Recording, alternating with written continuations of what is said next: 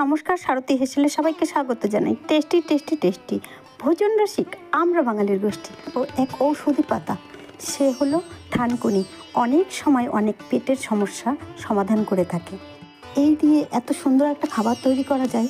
আমাদের সবজি ক্ষেতের মধ্যে এই শাকগুলো হয়েছে। আমি বেছে বেছে ঘাসগুলোকে ফেলে দিয়ে এদেরকে বেছে বেছে রেখে দিয়েছি।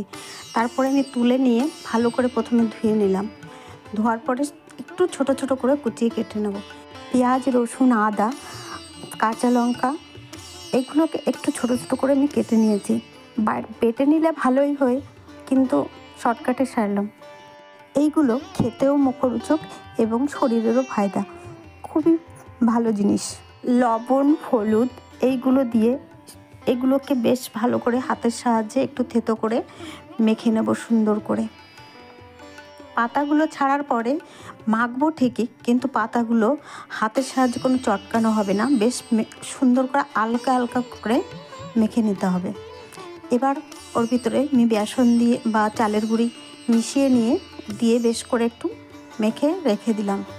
এবার ওগুলোকে রেডি করে রেখে কড়া বসিয়ে তেল গরম করে নিলাম। বেশ করে গরম করে নেওয়ার পরে আস্তে আস্তে এরকম হাতের সাহায্যে ছোট ছোট করে একটু চেপে চেপে দিয়ে আমি ভেজে নেব। বাজারের কেনা চপের কান কেটে রেখে দেবে এই চপের স্বাদ। কিন্তু সত্যি কে কে বাড়ি তৈরি করে খেতে ভালোবাসে তারা অবশ্যই কমেন্ট করে জানাবে। তৈরি করার পর কী কাণ্ডখানাই না হলো।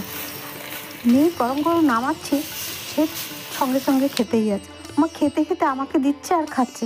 মা আমি দেখি যে সমস্তগুলো শেষই হয়ে গেল। আমি আর বাবার জন্য রাখ, ভাইয়ের জন্য রাখ, কিন্তু সে আর থাকলো কই। পরের দিন আবার তৈরি করে দিলাম।